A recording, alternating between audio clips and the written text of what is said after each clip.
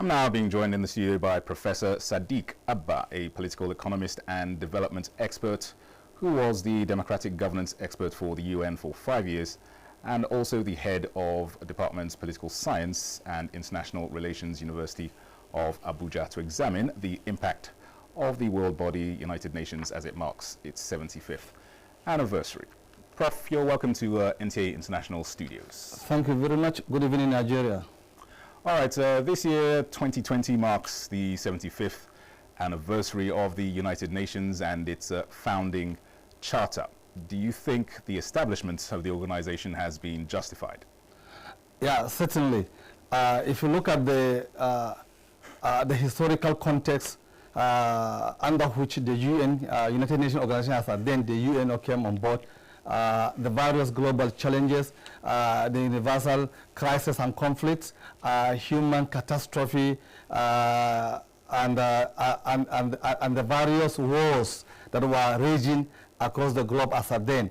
I think humanity has every cause to look at themselves and commend themselves for bringing such a very important global platform as the UN is today. So the justification of the existence and presence of UN could be seen from the various achievements and records that were recorded by the various activities undertaken by the United Nations in almost all over its 193 member countries. So it goes without saying that at least one of the most successful thing that was done, one of the most successful achievement that was recorded by mankind in the last century was the creation of the United Nations as it is today. All right. Now, observing United Nations Day provides an opportunity to reaffirm collective commitment to the ideals of the UN. To what extent do you think they have impacted the global community? You see, among the pundits that were holding contrary views about the success and achievements of UN, and despite all the evidences and the reasons that are being advanced by them, one clear thing remains, and that is that the UN as a body has achieved tremendous the successes as far as its 75 years history is concerned. If you look at the peacekeeping operations, the World Health Organizations, the UNICEF, the developmental projects and platforms that were created to uplift mankind from the level of less developed to a higher level of more development, the peacekeeping operations that the United Nations undertook in various countries of the world.